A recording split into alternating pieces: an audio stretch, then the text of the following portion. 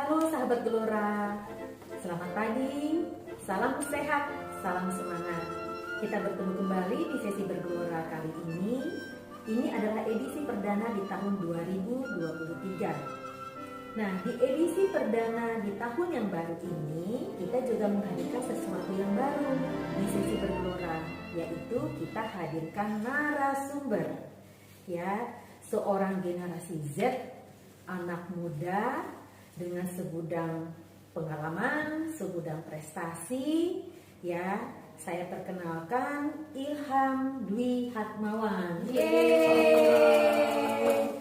Tapi saya mau perkenalkan dulu nih, ya. Apa-apa saja sih pengalaman dari Ilham ini, ya. Saya mencoba meringkas nih, sahabat, karena saking banyaknya pengalaman dan prestasinya. Soalnya kalau nanti saya bacain semua, bisa-bisa sesi kita tuh isinya ya resume ya.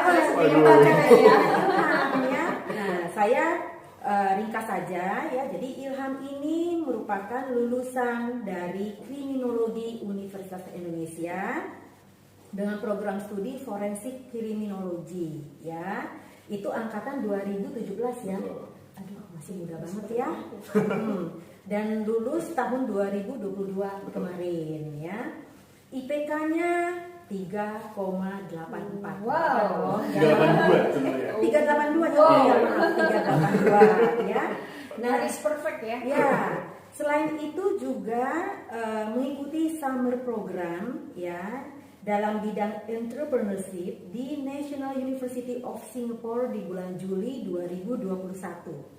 Ya, itu untuk background pendidikannya ya, Ilham ya. Nah, untuk pengalaman kerja saat ini Ilham adalah tim dari staf khusus presiden di bidang social inclusion ya sejak Oktober 2022 ya sampai saat ini ya. Nah, salah satu peran yang diberikan oleh Ilham adalah memimpin project ya mengembangkan mobile application yaitu Productive Plus, betul ya? Betul. Nah, aplikasinya sudah ada di Play Store yang telah didownload oleh lebih dari 600 user disabilitas ya. Sudah lebih dari 1000. Oh, bahkan sekarang sudah lebih dari 1000 ya.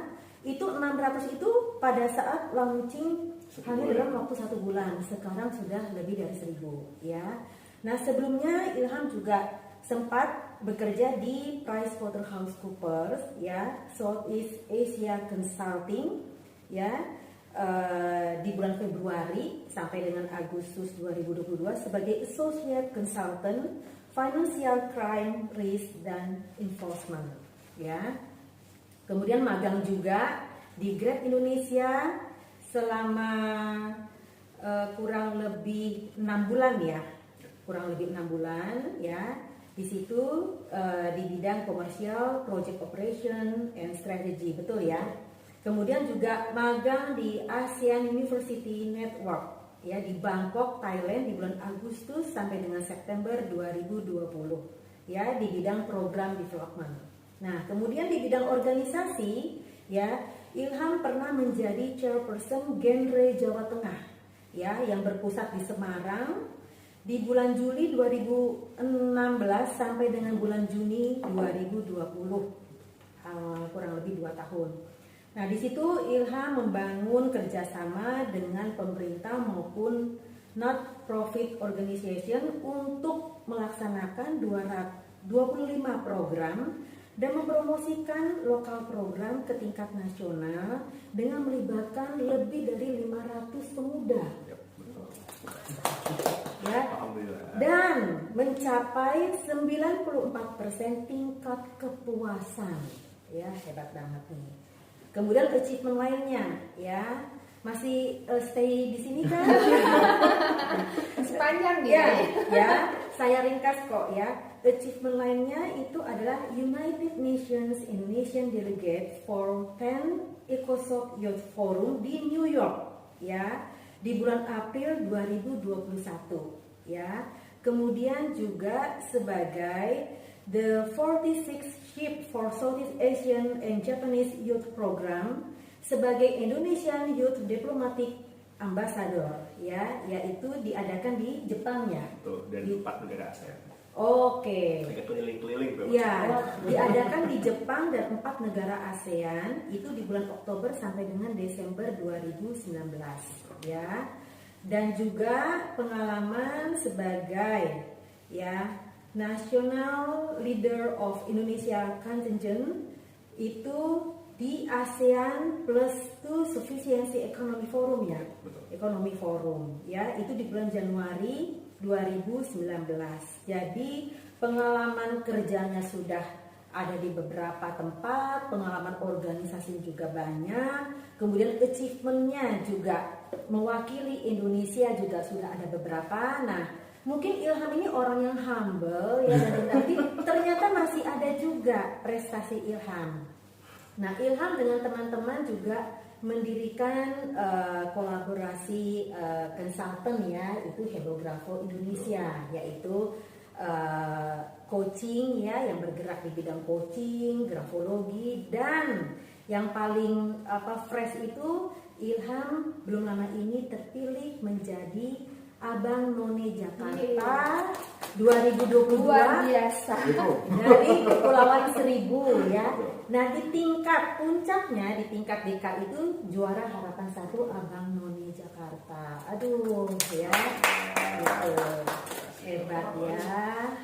Ilham, saya benar-benar sangat terkesan dengan apa itu. Mungkin juga Dina berusaha diringkas ya, Iya. tidak komplit, tidak Ini nggak full. semua contekan saya baca loh. Bayangin kalau itu full, benar-benar you amaze me so much. Iya. Kayak Ilham.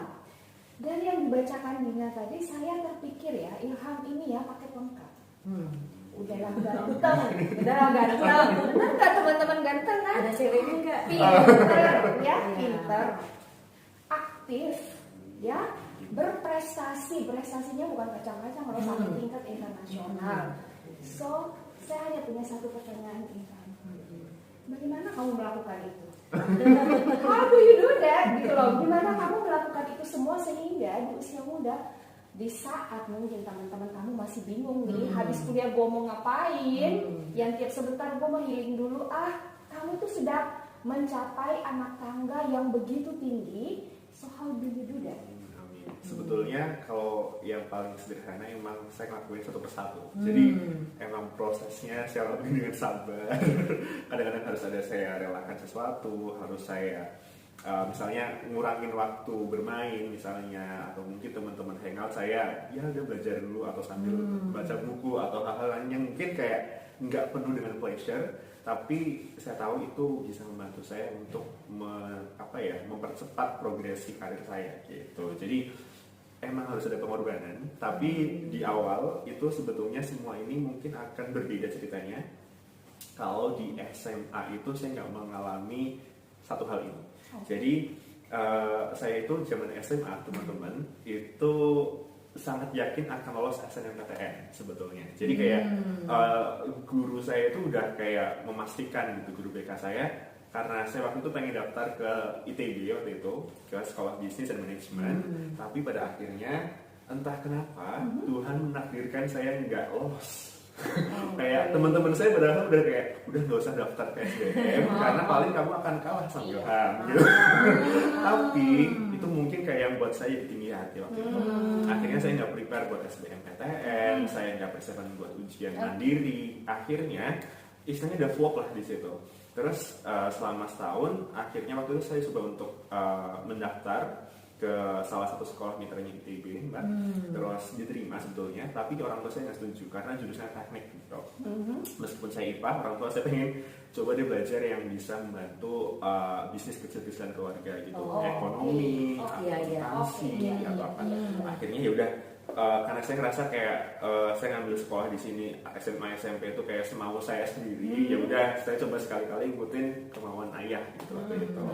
Nah ternyata waktu itu ada satu universitas yang masih membuka tuh jurusan yang tidak perlu tes sama sekali. akhirnya saya ambil UNY waktu itu sebetulnya Jogja. di Jogja. Saya ambil apa ya, akuntansi. Udah kira-kira kayak oke, saya coba bisa masuk. Kayaknya menarik juga kalau misalnya nanti saya terapkan di bisnis keluarga juga kayaknya pasti masuk nih gitu. Saya nikmati di sana, ternyata di UNY itu banyak merubah pikiran saya tentang kuliah pertama.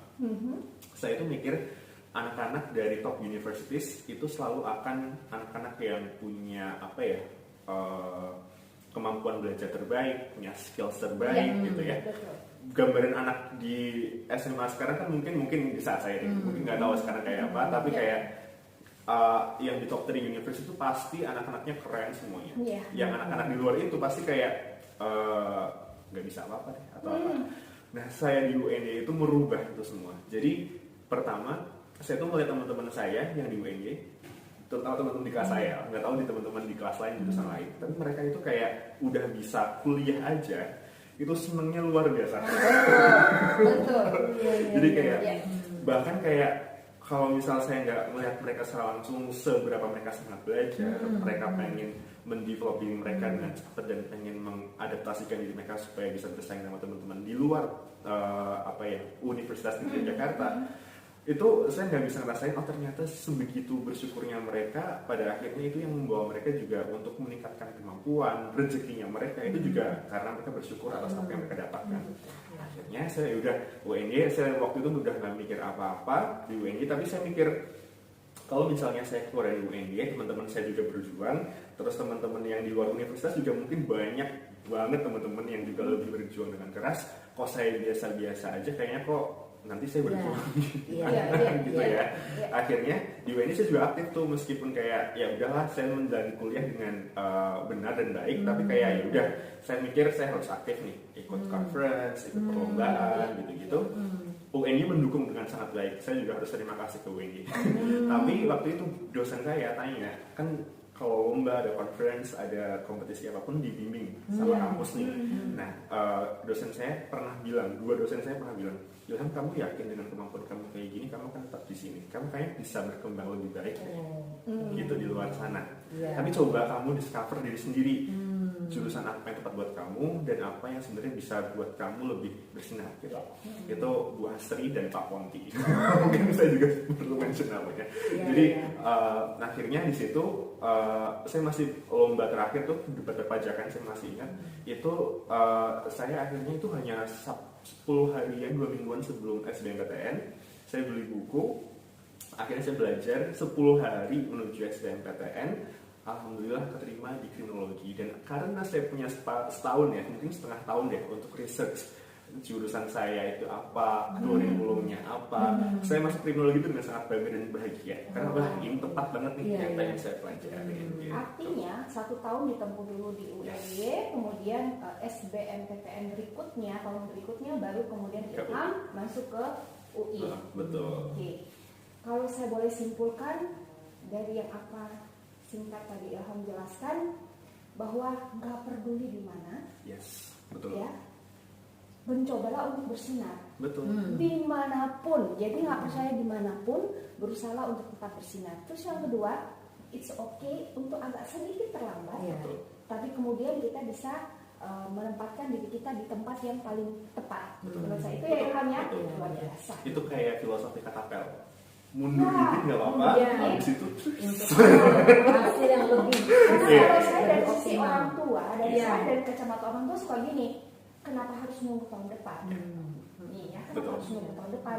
Kenapa misalnya saya jadi orang tua Ilham itu, kenapa nggak diseriusin aja di UNY 3 tahun lagi juga selesai? Kalau pindah kan dia 4 tahun lagi. Nah itu kalau dari kacamata orang tua ya. Nice, Ilham itu sangat menginspirasi. Mudah-mudahan juga teman-teman di luar sana yang di dalam masa-masa galaunya memotivasi diri bahwa tidak peduli dimanapun kita berada, kita tetap harus bersinar. Jadi kita punya waktu untuk mengeksplor diri kita sambil menemukan memang yang tepat, waktu yang tepat, momen yang tepat, ya seperti itu. Nah kalau tadi saya dengar kan dari dulu tuh Ilham tuh sudah menonjol, outstanding student lah, bahkan di UNY sampai dosennya pun harus perlu merekonfirmasi tepatkah di sini ya. Kemudian juga suka aktif gitu. Nah saya hanya ingin tahu, memang dari dulu memang Ilham sudah kepingin aktif, memang apa ya, jiwanya, nature-nya jiwanya itu memang dari dulu pinginnya ikut ini ikut itu aktif, atau memang ada sesuatu yang tidak sengaja gitu sehingga Ilham tuh kecemplung akhirnya keterusan aktif gitu. Atau mungkin yang katakan ini memang yang Ilham cita-citakan atau nggak sengaja cemplung ternyata keterusan gitu loh. Iya, sebenarnya saya tuh menemukan banyak hal tuh tiba-tiba, dan saya ngerasa kayak banyak faktor gitu. Jadi kayak kenapa pada akhirnya saya nggak pernah kayak saya bisa ini, bisa itu, saya membanggakan diri saya ini itu. Karena saya juga ngerasa kayak banyak hal yang saya raih itu karena keberuntungan sebenarnya. Kayak nggak tiba-tiba, nggak saya rencanakan akan seperti ini, semanis ini misalnya. Ternyata ada berbagai macam cerita yang kadang saya nggak pernah bisa merencanakan, tapi Tuhan ternyata udah ngarahin saya untuk mendapatkan itu gitu. Itu saya rasakan sebenarnya itu sejak SD. Mungkin sejak SD itu kayak saya suka lomba ini itu karena entah kenapa saya juga merasa beruntung dapat waktu itu di SD yang dekat sama toko keluarga saya. Jadi SD itu bukan SD terbaik di wilayah itu, tapi yang penting waktu itu orang tua saya mikir saya punya adik sebenarnya waktu itu. Terus supaya Ilham bisa saya pantau, adiknya bisa saya bawa ke kios gitu ya.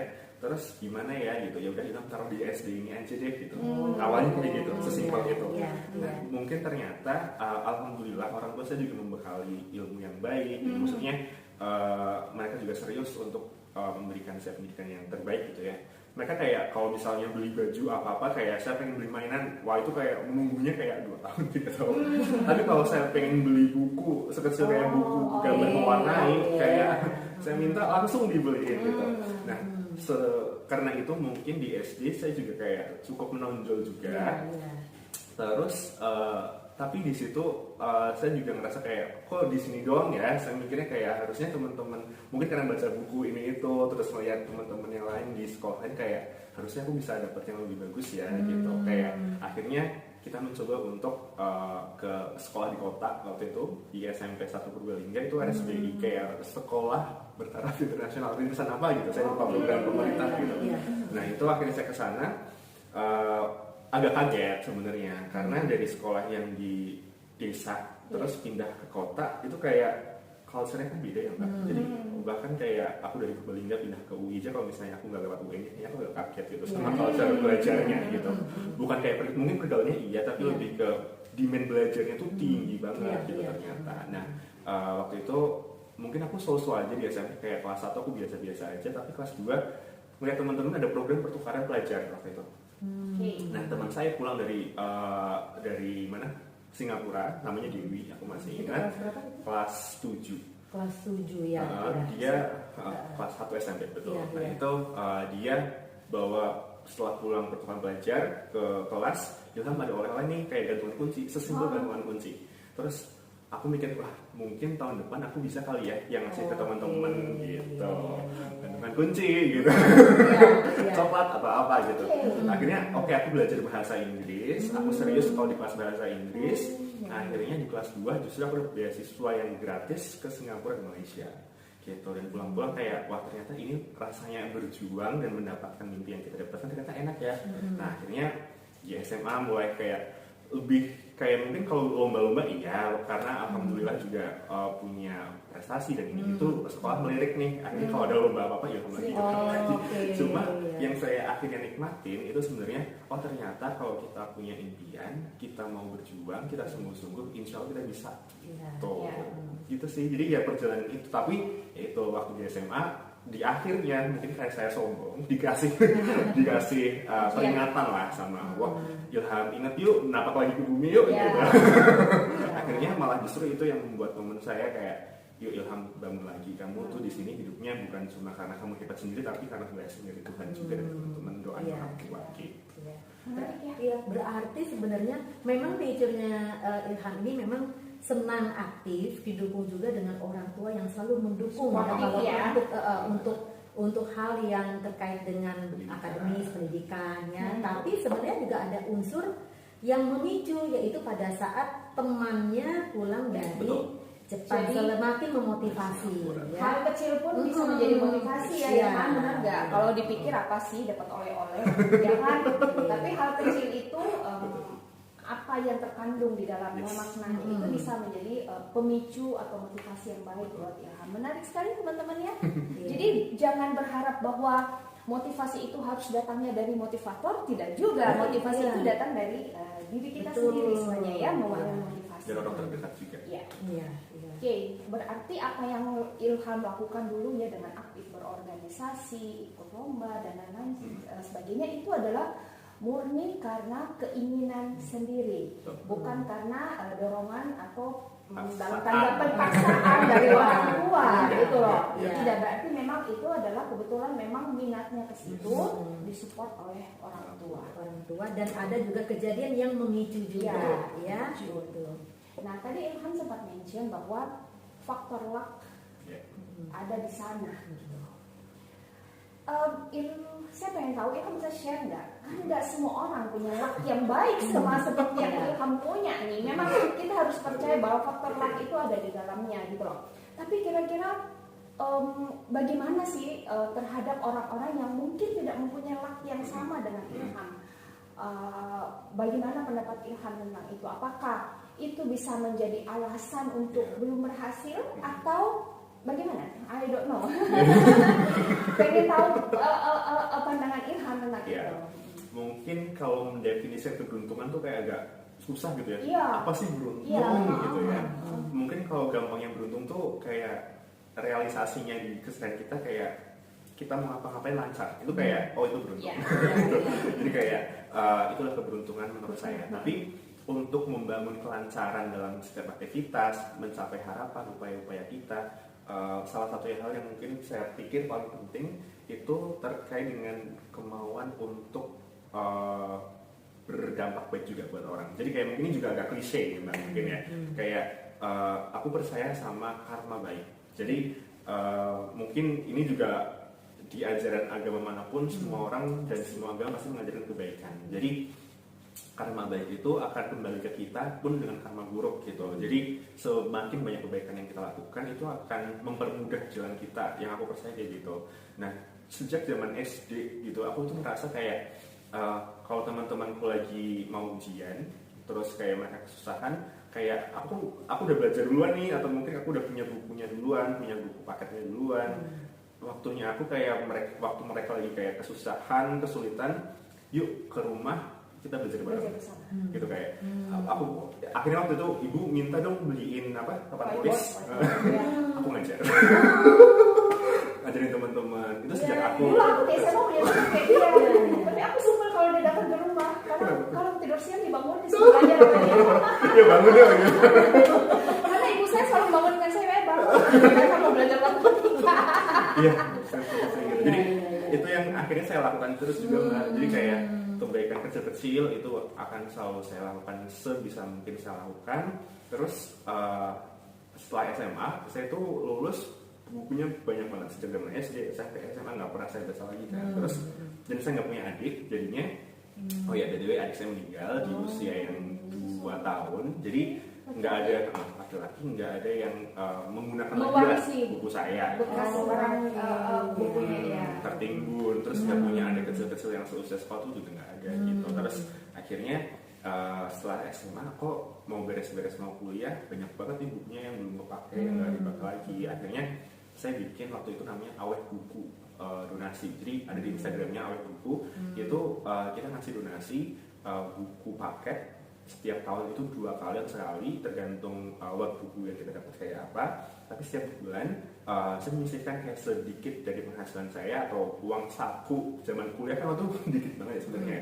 Itu saya menyisihkan sedikit-sedikit untuk ngasih akses ke buku yang berkualitas buat teman-teman di Purbalingga gitu. Jadi meskipun kayak sebulan mungkin beneficiary-nya cuma 1 orang gitu, tapi kayak yang penting aku berharap kayak karena aku merasa privilege mendapatkan orang tua yang peduli akan adanya buku yang berkualitas.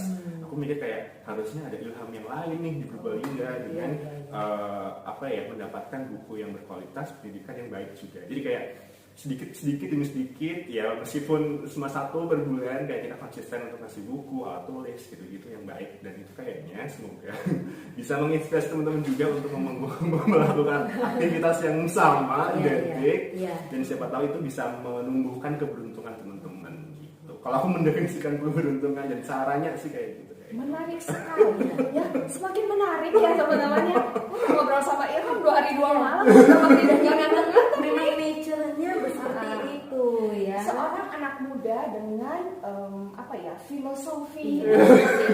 It's amazing sih kalau buat saya. Melayani ya, membantu. Giving is receiving ya. Oke, artinya nggak harus menunggu kita punya sesuatu untuk giving ya. Giving itu nggak all about uang atau segala sesuatunya, bahkan ilmu pun dibagi sama Ilham dengan belajar bersama. Itu juga sudah termasuk melatih dia untuk bagaimana rasanya berbagi, bagaimana bahagianya berbagi. Bahagia loh berbagi itu, benar. Berbagi dalam keterbatasan pun bisa ya, seperti yang Ilham lakukan. Ya, jadi apapun bisa. Tidak harus menunggu kita punya segala sesuatunya untuk berbagi, tetapi bisa dimulai dari hal yang kecil. Ilham, you so inspired us. Dan tentunya untuk anak-anak muda juga ya. Jadi teman-teman, luck itu jangan ditunggu kayak hujan yang tiba-tiba turun. Bukan seperti itu. Luck itu adalah kesempatan yang dibuka buat kita semua, dan bagaimana kita mengeksekusi atau memanfaatkan kesempatan yang datang kepada kita. Ibaratnya begini, semua orang pasti punya kesempatan. Tapi ketika kesempatan itu mendekati dan dia tidak melakukan apa-apa, ya nggak jadi apa-apa juga gitu loh. Tapi ketika kamu bermimpi, kemudian belajar mengeksekusi, mulai menjadikan sebuah realita apa yang ada dalam pikiran teman-teman, yakinlah itulah yang disebut luck. So, jangan hanya bermimpi, tapi kita juga harus belajar mengeksekusi. Nah, problem utama mungkin Ilham ya di generasi muda saat ini, karena saya juga mengajar beberapa fresh graduate yang sebelum masuk ke perbankan, yang mana mereka punya konsep belajar yang sangat berbeda dengan zaman saya. Ketika saya menyuruh mereka presentasi untuk menuangkan isi kepalanya, luar biasa isi kepala mereka. Benar teman-teman. Saya sama mereka tidak punya ide sebesar mereka. Tapi apa yang kita lihat di kenyataannya adalah banyak dari mereka yang merasa tidak berhasil lah, merasa susah lah, merasa banyak kendala lah, kemudian putus asa lah, dapat cobaan sedikit maunya healing dulu. Benar nggak? Bolak-balik healing terus kapan kerja? Healing dulu. Setiap mau melakukan udah yang lama jangan ditelan lagi, kalau memang gagal ya mulai yang baru, healing dulu. Saya melihat di Ilham bahwa itu tidak berlaku. Itu. So pertanyaan saya adalah apa sih yang dibutuhkan seorang anak muda seperti Ilham untuk mengeksekusi semua rencana yang ada di kepalanya? Karena saya percaya semua anak muda rencananya bagus banget. Gitu. Atau bisa kasih kita tips teman-teman itu, mas semuanya bisa kasih tips bagaimana mengeksekusi ide-ide yang brilian itu.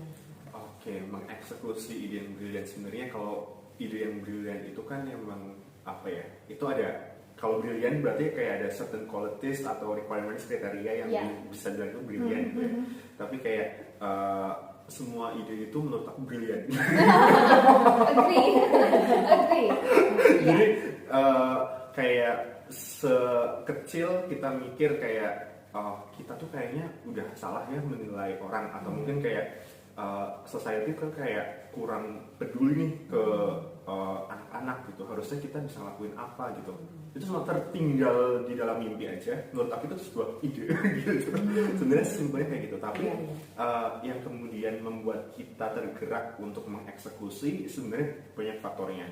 Pertama, kalau kita punya relasi banyak, kalau kita punya komunitas yang bisa mendukung kita untuk mengeksekusi dan mempercepat eksekusi itu akan sangat mempermudah kita untuk menjalankan ide dan mimpinya kita.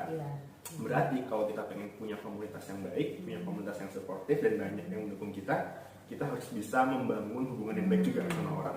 Jadi konsep awalnya aku adalah kita harus memahami dulu nih orang lain tuh kayak apa, mau untuk mengikuti kemauan orang dulu, terus kita sambil memahami sebenarnya apa sih yang harus kita lakukan untuk bisa mendapatkan perhatian dari orang-orang supaya mereka juga tertarik sama idenya kita. Nah, tapi yang kemudian jadi masalah kadang-kadang untuk aku pernah mengalami itu karena kayak apa ya? Aku ngerasa sebenarnya banyak hal yang bisa aku lakukan, tapi kayak waktu itu aku nggak punya nggak punya privilege komunitas atau teman-teman yang kayaknya bisa lift up aku nih gitu. Akhirnya aku mikir sebenarnya isunya bukan karena ide aku nggak bagus atau orang-orang nggak tertarik, tapi karena aku nggak percaya gitu bahwa ide itu bisa dieksekusi ternyata. Nah, ide nggak bisa dieksekusi itu ternyata masalahnya konsep dirinya aku yang belum tepat. Jadi konsep diri itu kuat banget sama bagaimana kita bisa mempengaruhi mentalitas kita, cara berpikir kita, terus bagaimana kita merespon terhadap situasi, itu kayak penting banget. Jadi kayak pertama adalah membangun mental diri yang positif, terus konsep diri yang baik. Jadi pertama itu kayak membangun PMA. Aku tuh belajarin dari Timo Givari kalau nggak salah dari YouTube. Itu kayak positive mental attitude. Jadi kalau misalnya ada apa-apapun, coba untuk lihat the bright line-nya gitu. Sisi lain yang mencerahkan itu sebenarnya ada loh gitu.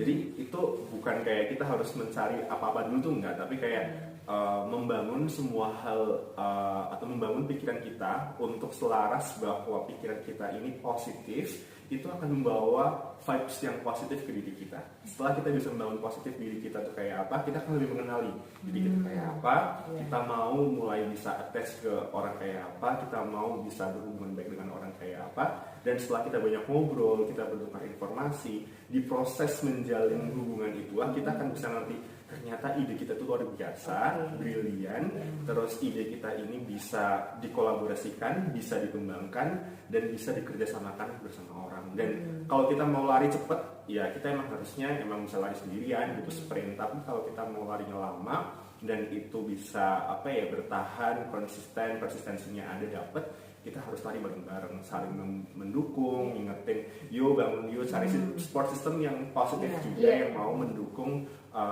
impian kita. Karena privilege yang saya dapatkan sekarang itu juga kayak saya merasakan itu karena saya juga punya support system yang positif. Kalau misalnya saya punya mimpi apa-apa, saya punya teman yang untuk kayak, aku mau punya mimpi kayak gini-gini, aku berencana untuk gini-gini. Terus aku belok sedikit, Ilham yuk, ingat yuk. Gitu. Jadi itu sih. Jadi pertama membangun konsep diri yang positif, membangun hubungan yang baik dengan diri kita sendiri, kemudian ke orang lain banyak berinteraksi dan berjejaring. Gitu. Itu menarik. Jadi segala sesuatu itu memang butuh proses. Betul. Ya. Jadi walaupun Ilham ini punya nature dari kecil memang aktif, tapi memang semuanya itu juga harus dibekali. Ya, kita harus membekali diri kita dengan mengenali diri kita, kemudian membangun konsep diri yang baik, ya, yang positif, ya. Nah dari situ jangan lupa didukung dengan relasi yang baik. Tapi yang pasti yang penting itu adalah konsep diri yang harus kita bentuk. Nah itu juga butuh proses. Betul. Ya. Jadi bukannya instan juga, ada usaha-usaha yang Ilham lakukan, ya, sehingga Ilham bisa melakukan implementasi atas apa yang menjadi ide-idenya, ya. Jadi jangan ada sesuatu yang instan, ya tetap berproses, benar nggak? Semuanya butuh proses ya, nggak seketika itu jadi. Bukan overnight work. Iya, bukan sulam ya. Kenapa? Hidup ini kan proses, ya, dinamis, jadi nggak pernah kita juga harus menikmati prosesnya, kita juga harus dinamika prosesnya juga nggak selalu mulus ya, karena dinamikanya ya kadang kita gagal, kadang kita berhasil, tapi dinamika itu akan memperkaya kita sih sebenarnya, pengalaman kita. Menarik sekali ya, Ilham. Satu hal yang sepanjang Ilham berbicara yang sangat berkesan bagi saya, bahwa saya belajar dari anak muda. Udah seperti saya belajar dari anak muda. Bisa punya insight. Yang ketika saya seumur Ilham, saya belum punya insight itu, benar. Saya juga mau tanya juga ke Ilham nih. Jadi tadi Ana udah sempat sebutkan ya juga, mungkin banyak juga anak-anak muda yang memang tidak memiliki hal-hal yang dimiliki oleh Ilham, ya. Memang betul ada privilege, tapi kan privilege itu Ilham dapat juga kembali dari proses yang Ilham sudah mulai dari sebelum-sebelumnya. Jadi gitu. Privilege yang dimiliki Ilham saat ini adalah itu dibangun, bukannya ujuk-ujuk datang. Kemudian dia apa usaha dia untuk membangun adalah dia setting mindsetnya dulu, dia sehatin dulu pikirannya bahwa dari semua yang buruk itu pasti ada sisi baiknya. Itu sangat menarik buat saya. Dan kemudian dia mulai membangun support systemnya. Support system tidak datang kita tiba-tiba ditaruh support system kamu di sini, enggak loh. Kita harus membangun support system itu, kemudian dia build relationship supaya dia bisa punya jaringan yang luas. Jadi artinya apa? Privilege yang itulah yang kemudian menjadi privilege-nya Ilham. Jangan salah, privilege dia tidak datang begitu saja. Privilege dia adalah dibangun dengan usaha. Jadi nggak ada kata-kata bahwa saya tidak punya keberuntungan seperti Ilham. Oh no, Ilham kalau tidak membangun luck-nya juga dia tidak akan sampai di titik ini. Benar nggak Ilham? So semuanya pasti ada prosesnya. Ini juga mungkin masukan juga ya, input juga buat teman-teman muda yang memang saat ini juga masih bingung gitu ya. Saya tuh mau ngapain ya? Misalnya sudah mau lulus studi ya, atau yang sudah lulus studi tapi masih bingung mau ngapain gitu ya. Aduh, relasi nggak punya, gitu, pengalaman belum ada gitu ya. Saya nggak punya pengalaman sebelumnya, udah susah deh. Ya, kita mulai dari apa yang sudah dirintis Ilham. Mungkin Ilham memulainya sudah lebih dulu, tapi teman-teman yang belum memulai, yuk saatnya memulai sekarang. Tidak ada kata terlambat. Ya, kita begitu. Ilham, ya, sekali ya Ilham. Iya. Ilham, terima kasih banyak banget karena sudah menginspirasi tidak hanya teman-teman muda yang ada di rumah, termasuk saya dan Dina juga terinspirasi dengan sangat-sangat. Tapi sebelum kita sampai di penghujung, saya pengen tanya satu. Di titik Ilham sekarang dengan 1 juta pencapaian, kamu masih punya cita-cita lagi? Masih dong. Saya pikir di titik dia masih punya cita-cita lagi nggak sih? Karena di mata saya cita-cita dia udah tercapai. Enggak. Kamu masih punya cita-cita lagi kan? Semua punya ya gitu ya. Loh. Jadi kemarin ini sebetulnya tersampaikan ketika saya seleksi di Abang None. Impian yang sebenarnya udah lama kayak saya pendem, kayak nggak mungkin deh gitu, atau mungkin kayak saya mikir itu sangat jauh gitu. Jadi ya Bang None emang mungkin teman-teman yang ikut pageant atau ikut kayak kompetisi-kompetisi yang menunjukkan brain beauty behavior itu kayak kalian dipaksa untuk bisa baik mungkin memainkan kata-kata kalian. Tapi waktu itu saya justru banyak momen refleksi akhirnya di Abnon. Karena saya udah kayak mungkin kelamaan kerja kali ya, mungkin kerja, kuliah, beban akademik dan lain sebagainya, kayak saya nggak punya cukup waktu untuk refleksi deh. Nah waktu saya ambil jeda itu untuk persiapan Abnon di Jakarta, Abnon 1000 gitu, meskipun saya tetap masih bisa bekerja, tapi akhirnya saya mikir kembali nih, sebenarnya tujuan saya itu apa? Gitu. Terus akhirnya saya kepikiran lagi satu hal yang mungkin insya Allah bisa saya sampaikan atau mungkin wujudkan suatu saat nanti. Saya kepengen punya sekolah sendiri sebetulnya, karena saya mikir mungkin ini biasnya anak muda yang kayak sangat berambisi ya, karena saya merasakan mendapatkan pendidikan yang berkualitas itu mempengaruhi hidup saya pikir harusnya banyak orang yang bisa influence untuk menjadi orang yang lebih baik, mendapatkan mimpi-mimpinya itu di nurture dari sekolah yang baik, dari pendidikan yang baik. Jadi saya pengen belajar sebenarnya gimana sih membangun proses pendidikan yang baik dan berkualitas di Indonesia. Mungkin saya nggak akan bikin kayak universitas atau apa gitu ya, tapi saya berharap suatu saat nanti saya akan punya sekolah sendiri yang saya bisa memastikan kurikulumnya baik dan bukan cuma mendeliver matematika bahasa Inggris dengan baik ke anak-anak, tapi kayak membangun citra diri yang positif, konsep diri yang baik, karakter yang baik gitu. Karena saya tuh udah lupa gitu kayak pelajaran SMP itu apa gitu. Tapi saya masih ingat gitu kayak kata-kata guru saya, kalian mau belajar apapun di sini itu terserah. Tapi karena waktu itu SMP saya juga harus bangga jadi alumni SMP 1 Purbalingga. Karena meskipun waktu itu gelar RSDI-nya hilang, tapi sekolah saya tetap memaintain pendidikan karakter di sekolah. Yang saya masih ingat sampai sekarang mungkin yaitu kayak trigonometri saya udah kayak saya harus baca lagi untuk mengingatnya. Tapi kayak say thank you itu penting, terus bilang permisi itu wajib, terus kalau misalnya kamu bersalah kamu harus berani minta maaf. 3 kata-kata itu yang kayak wah itu pendidikan karakter yang kalau misalnya ditanamkan ke orang itu yang akan keingat justru hal yang kayak gitu, dan yang pada akhirnya bisa membantu kita menghadapi dunia dan kerasnya Jakarta ibu kota ini itu karena kita punya bekal untuk bagaimana sih merespon situasi, dan hal-hal yang kayak gitu sebenarnya harus lebih banyak nih masuk ke kurikulum pendidikannya kita.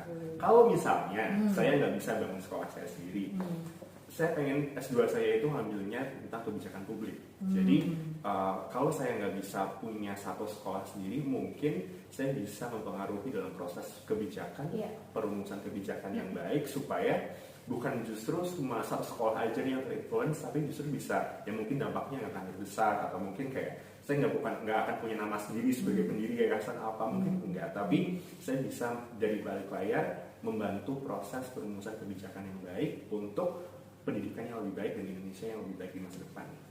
Luar biasa. Itu yang mulia sekali loh. Jadi dari seorang anak muda,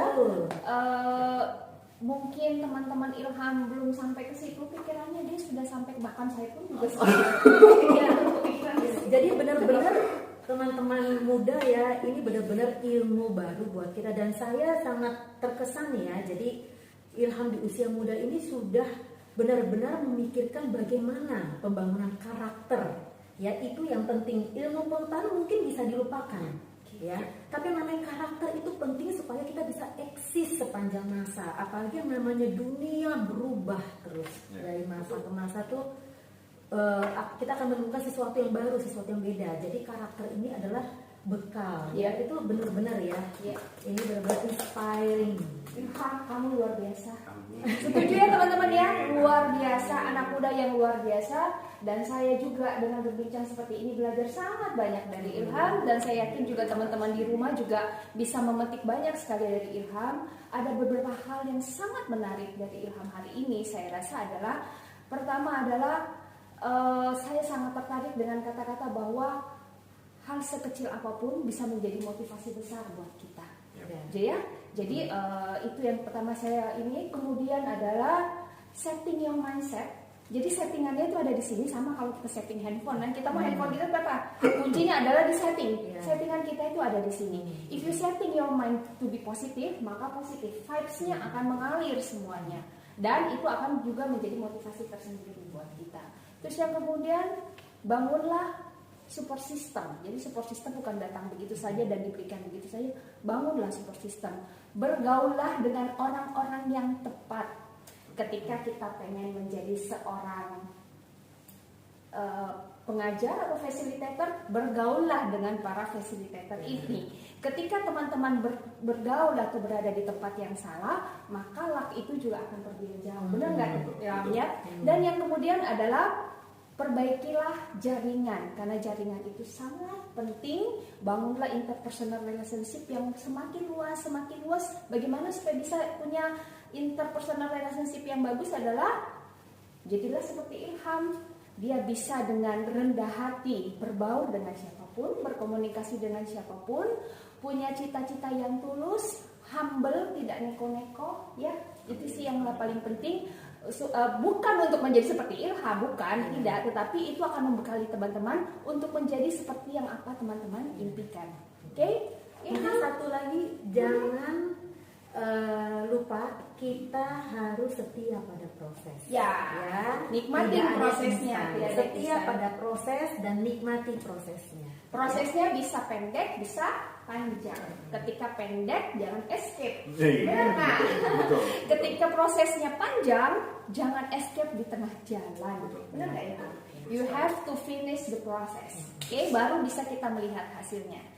Ya teman-teman, saya percaya bahwa apa yang menjadi topik perbincangan kita siang ini dengan Ilham akan sangat menginspirasi teman-teman di luar sana. Kami sangat berharap bahwa teman-teman bisa memetik hal-hal yang positif dari Ilham untuk bisa mewujudkan atau mengeksekusi ide-ide yang ada di dalam kepala teman-teman semuanya. Oke teman-teman, tetap aktif. Ada tambahan lagi? Oke, boleh silakan. Sedikit aja. Silakan. Mungkin ini aku juga ngerasa ini sangat penting ketika aku menghadapi masalah pandemi kemarin.